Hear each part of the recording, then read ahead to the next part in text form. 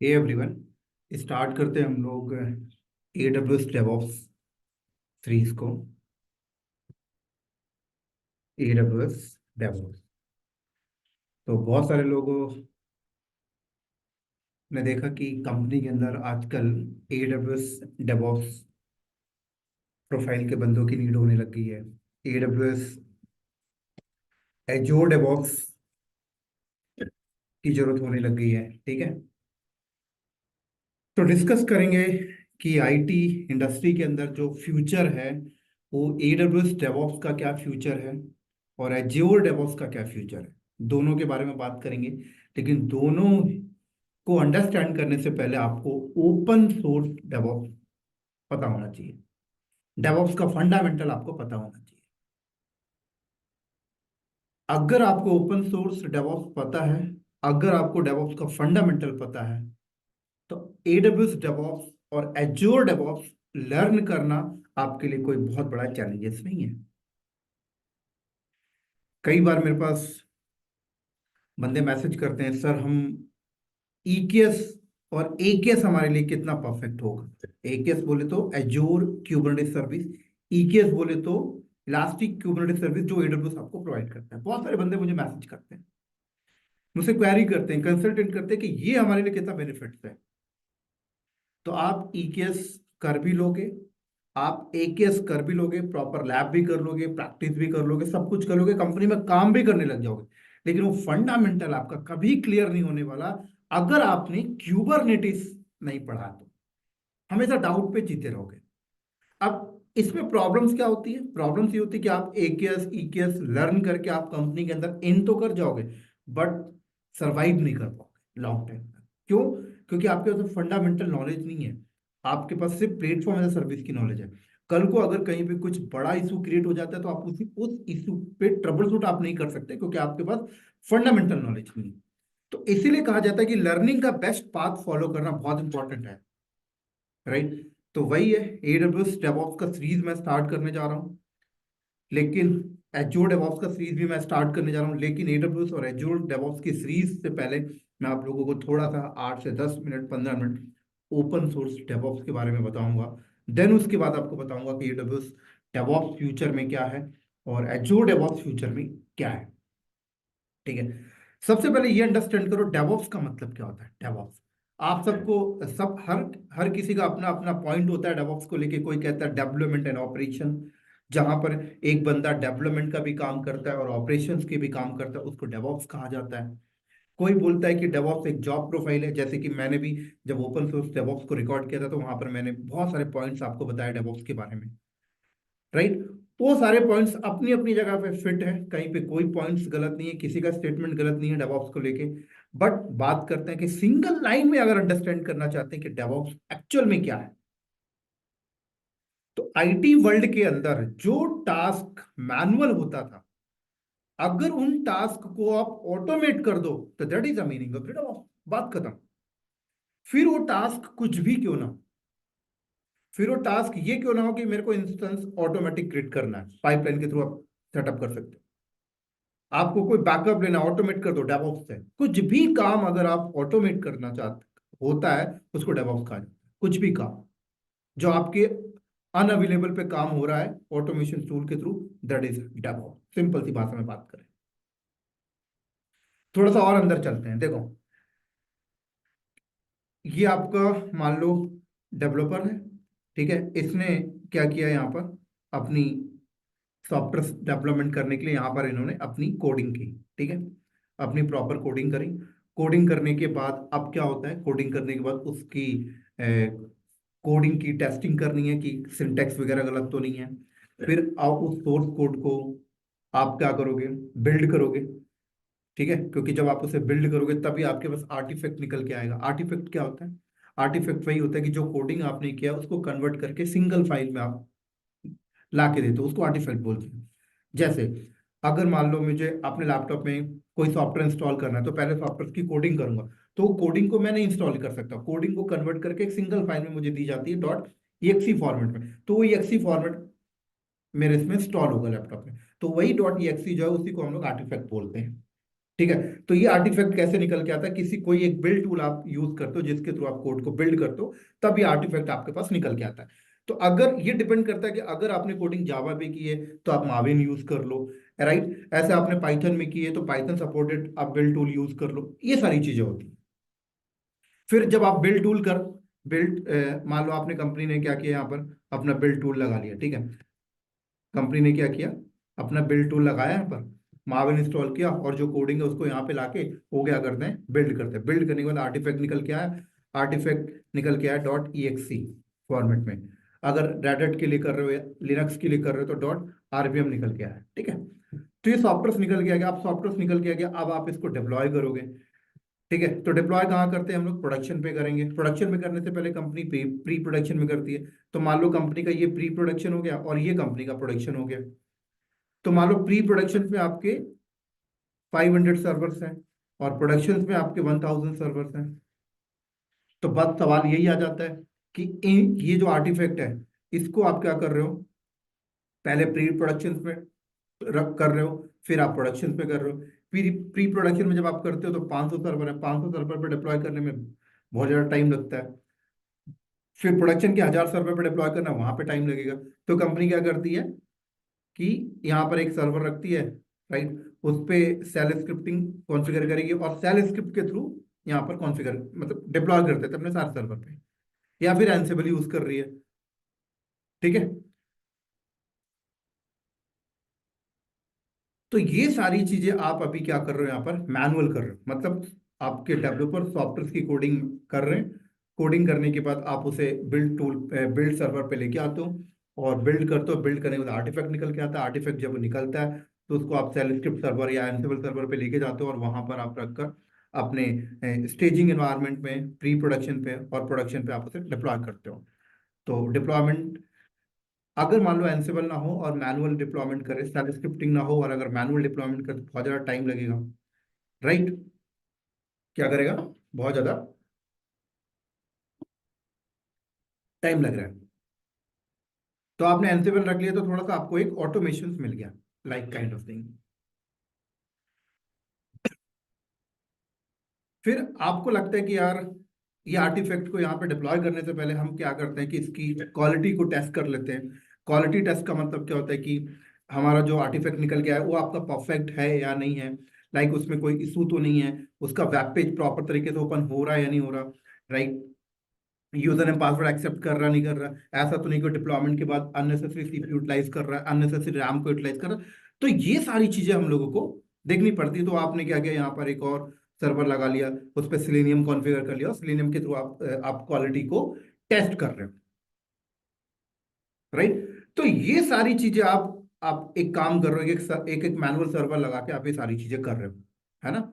Build server manual लगा हुआ है, सेलेनियम मैनुअल लगा हुआ है, एनसिबल मैनुअल लगा हुआ है, सारी चीजें मैनुअल लगी हुई है, ठीक है। आप आपके पास अगर बहुत सारे डेवलपर्स हैं तो आप क्या करते हो कि अपना गिटहब रेपोजिटरी सर्वर ले रहे हो, बिट बकेट ले रहे हो, गिट लैब ले रहे हो, लाइक कोड कलेक्शन के लिए, तो ये आपका अलग से मैनुअल चल रहा है। तो सारी चीजें मैनुअल चल रही हैं।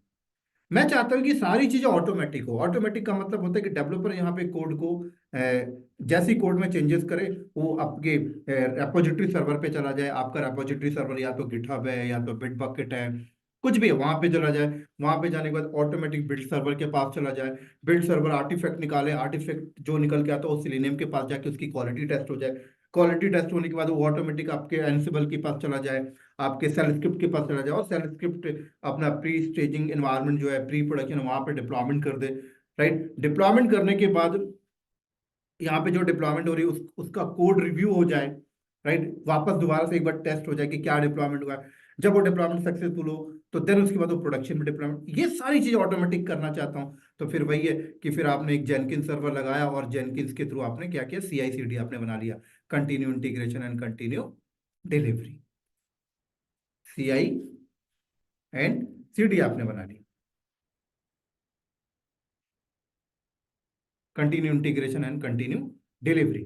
तो कंटिन्यू कोड आपका इंटीग्रेट हो रहा है और कंटिन्यू आपका कोड डिलीवर हो रहा है आपके कस्टमर को।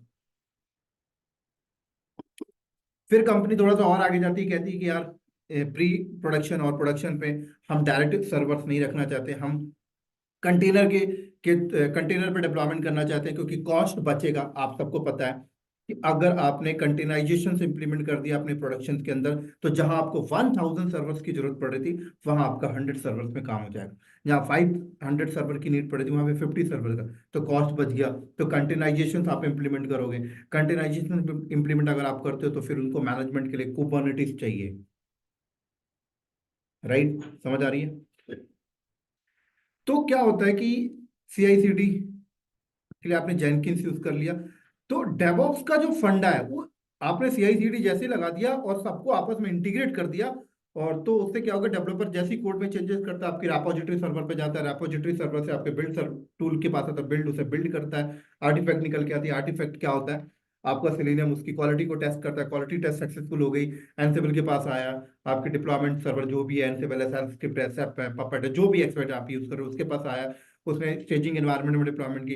इस स्टेजिंग एनवायरनमेंट में आने के बाद फिर वापस से उसकी रिव्यू किया गया कि जो डिप्लॉयमेंट हुआ परफेक्ट है या नहीं है। परफेक्ट मिला तो फिर प्रोडक्शन में डाल दिया। अब प्रोडक्शन में, प्री प्रोडक्शन में कंटेनराइजेशन चल रहा है। तो ये सारी जो पाइपलाइन बन गई ऑटोमेट हो गई पूरी की पूरी। तो ये जब ये ऑटोमेट हो गई तो इसी को कहा जाता है डेवऑप्स। पहले ये सारी चीजें मैनुअल हुआ करती थी, तो मैनुअल में क्या होता था कि बहुत ज्यादा टाइम टेकिंग लगता था, एक रिलीज को, सॉफ्टवेयर के एक रिलीज को निकालने में बहुत ज्यादा टाइम लगता था। लेकिन जब से ये CI/CD आया तो आपका इजी हो गया। लेकिन ये जो अभी आपके सामने मैंने सर्वर, ये सारी चीजें जो बताई हैं, ये सारी चीजें आप खुद सेटअप कर लो।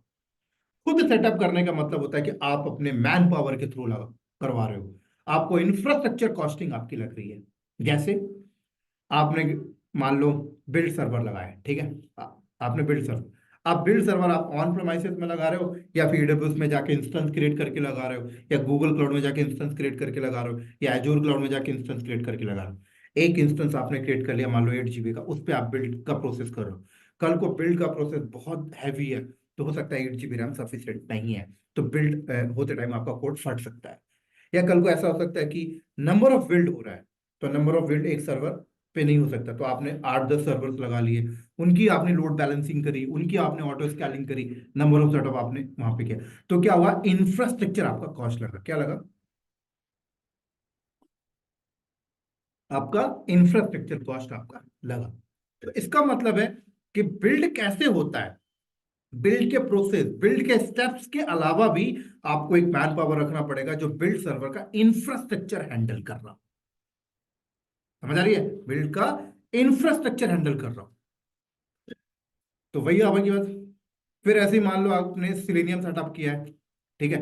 तो वही है कि सिलेनियम क्या कर रहा है, आपकी कोड को टेस्ट कर रहा है, कोड की क्वालिटी को टेस्ट कर रहा है, आर्टिफैक्ट की क्वालिटी को टेस्ट कर रहा है। और जब ये टेस्टिंग हो रही है तो टेस्टिंग होते टाइम भी वो रिसोर्सेज को यूटिलाइज करेगा, और एक बार में अगर नंबर ऑफ टेस्टिंग हो रही है तो उसको भी मैनेज करने के लिए वहां पर भी आपको नंबर ऑफ सर्वर चाहिए, वहां पर भी उसकी हाई एबिलिटी मेंटेन करनी है। सेम एनसेबल के साथ भी है कि आपने एनसेबल सर्वर लगाया तो वहां पर भी ये चीजें आपको नीड पड़ेंगी। राइट, समझ आ रही है मेरी बात यहाँ पे? अगर आपने क्यूबरनेटिस सेटअप किया तो उसके क्लस्टर्स आपको लगाने पड़ेंगे। तो ये सारी चीजें क्या है, मैनुअल इंफ्रास्ट्रक्चर सेटअप कर रहे हो, फिर जाके ऑटोमेशन आपको मिल रही है। ये सारी चीजें करने से बेनिफिट्स ये हो जाता है कि आपका कोर फंडा क्लियर हो जाता है। क्या होता है, कोर फंडा आपका क्लियर हो जाता है। अगर आपने गिटहब पढ़ के आए हो, आपका कोर फंडा क्लियर हो गया, रेपोजिटरी सर्वर्स क्या होता है। राइट, आप माविन पढ़ के आ रहे हो, आपका कोर फंडा क्लियर हो गया कि बिल्ड का मतलब क्या है। राइट, एक मिनट में जस्ट एक कॉल,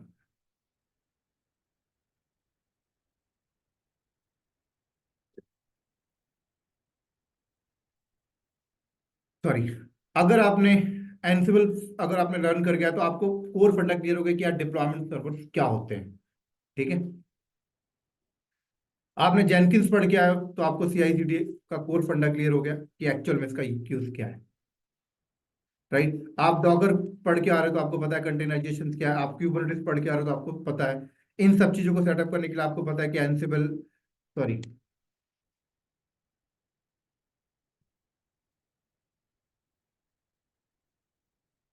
आपको पता है कि लिनक्स सेटअप क्या होता है। राइट, और आर्टिफैक्ट टेस्टिंग के लिए आपको,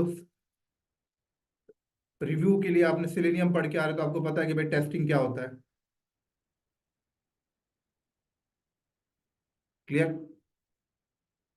ये सारी चीजें अगर आप इंफ्रा क्लाउड पे लगा रहे हो तो आपको पता है कि यार एडब्ल्यूएस क्लाउड क्या है। ठीक है, आपको पता है कि यार सारी चीजें एजूर पे लगा रहे हो तो आपको पता है एजूर क्लाउड क्या है। इन सारी चीजों को ऑटोमेशन डिप्लॉयमेंट करने के लिए टेराफॉर्म यूज कर रहे हो तो आपको पता है सारी चीजें क्या होती है, टेराफॉर्म का क्या यूज किया। तो क्या होता है कि इन सारी चीजों को पढ़ने से आपका डेवऑप्स का कोर फंडा हो जाता है क्लियर। क्या होता है? कोर फंडा हो जाता है आपका क्लियर।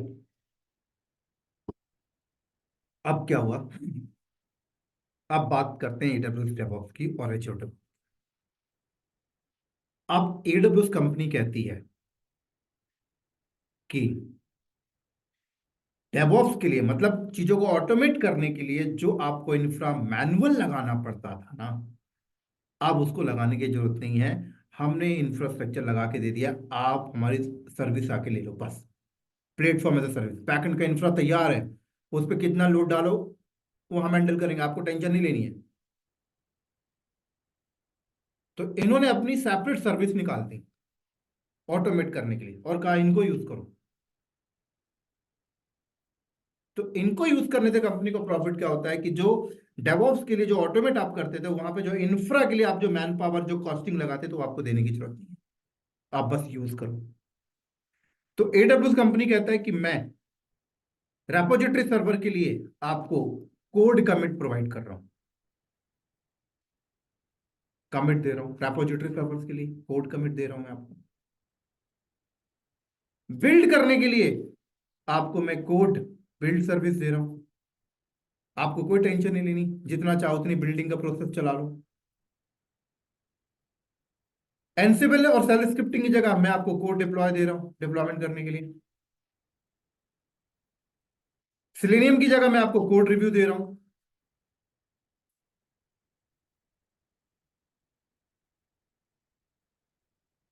समझ आ गई? कोड रिव्यू दे रहा हूं। जेनकिंस की जगह मैं आपको कोड पाइपलाइन दे रहा हूं। राइट? डॉकर की जगह मैं आपको ईसीएस दे रहा हूं। क्यूबरनेटिस की जगह मैं आपको ईकेएस दे रहा हूं। रेपोजिटरी सर्वर्स की जगह मैं आपको ईसीआर दे रहा हूं।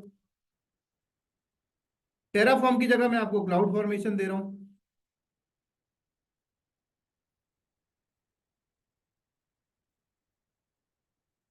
मैं आपको क्लाउड फॉर्मेशन दे रहा हूं। तो आप मेरी इन सर्विसेज को यूज करके अपना ऑटोमेशन कर सकते हैं। समझ आ रही है? तो जो कंपनी, तो मैं आपको बता दूं, आने वाला जो टाइम है, आने वाला जो टाइम है ना, वो platform as a DevOps service का होने वाला है। मतलब लोग एडब्ल्यूएस डेवऑप्स को यूज करेंगे, लोग एजोर डेवऑप्स को यूज करेंगे, दोनों ही डेवऑप्स को यूज करेंगे। अब बात आती है कि दोनों का फ्यूचर कैसा है। दोनों का फ्यूचर बहुत अच्छा है। जो कंपनी पहले से, या जिस कंपनी का पूरा डाटा सेंटर एडब्ल्यूएस पे लगा हुआ है, राइट, तो डेफिनेटली है, उन्हें अगर डेवऑप्स यूज करना है, उन्हें अगर डेवऑप्स यूज करना है तो एडब्ल्यूएस की डेवऑप्स सर्विस को इस्तेमाल वो लोग करेंगे। जिन कंपनी का डेटा सेंटर एजोर पे लगा हुआ है, वो डेवऑप्स यूज करना चाहते हैं तो वो एजोर डेवऑप्स का यूज करेंगे।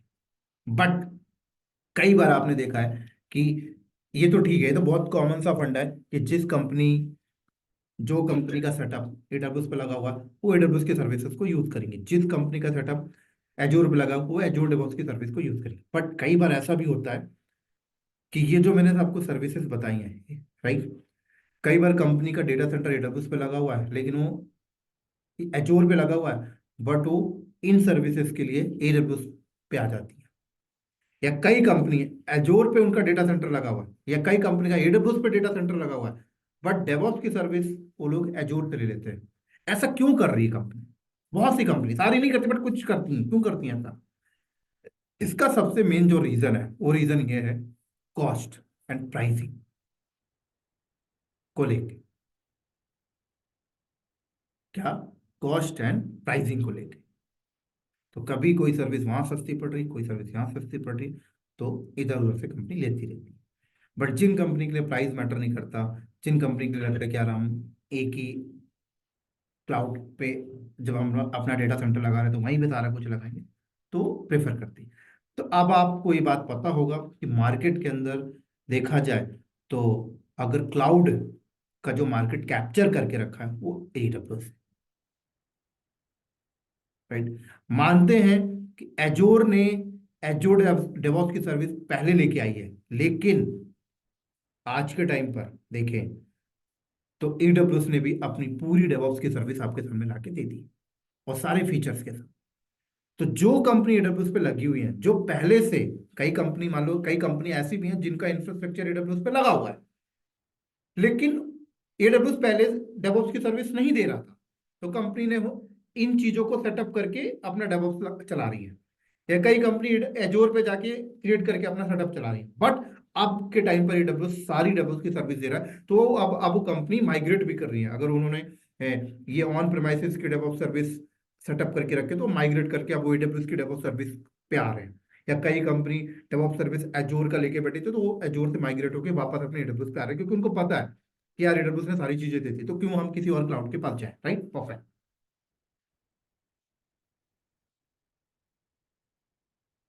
तो ये आपके बहुत बड़ा। तो आने वाला जो टाइम है ना, अब कई बंदा बोलता है सर हम पढ़ें किसको फिर, AWS को पढ़ें, एजोर AWS डेवऑप्स को पढ़ें, एजोर डेवऑप्स को पढ़ें, या ओपन सोर्स डेवऑप्स को पढ़ें। तो मैं आपको एक बात बताऊं,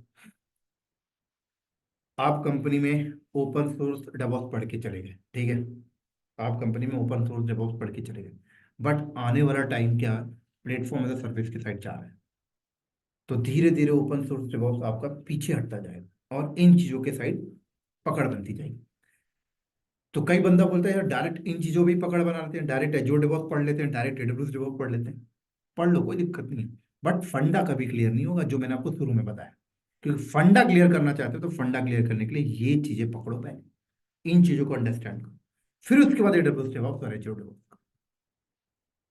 है ना। जैसे कि मैं शुरू में बताया कि EKS, आप क्लस्टर EKS पे काम तो कर लोगे, बना भी लोगे, लेकिन कभी आपको EKS का बैकएंड फंडा क्लियर नहीं हो पाएगा अगर आपने क्यूबरनेटिस नहीं पढ़ा।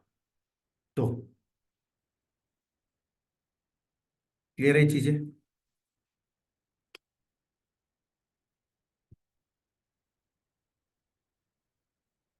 और कई बार ऐसा होता है कि आप कंपनी के अंदर काम कर रहे हो,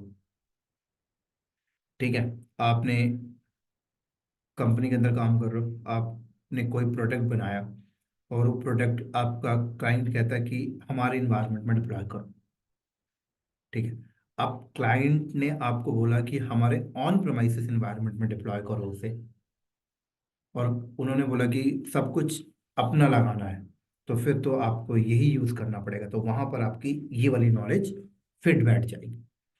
कुछ आपका क्लाइंट्स आते हैं, जैसे कि एक क्लाइंट, आप कंपनी आपकी है तो एक क्लाइंट तो आपके पास होंगे नहीं, बहुत सारे प्रोजेक्ट्स होंगे, बहुत सारे प्रोजेक्ट्स मतलब बहुत सारे क्लाइंट। एक क्लाइंट्स आपके पास आता है और वो आपको कहता है कि मेरा डिप्लॉयमेंट आप AWS पे करो, और जो डेवॉप्स की सर्विस है वो भी AWS पे होनी चाहिए, तो फिर आपको उनके लिए AWS पे लगा के देना पड़ेगा, तो फिर आपको AWS सर्विस की रिक्वायरमेंट पड़ जाएगी।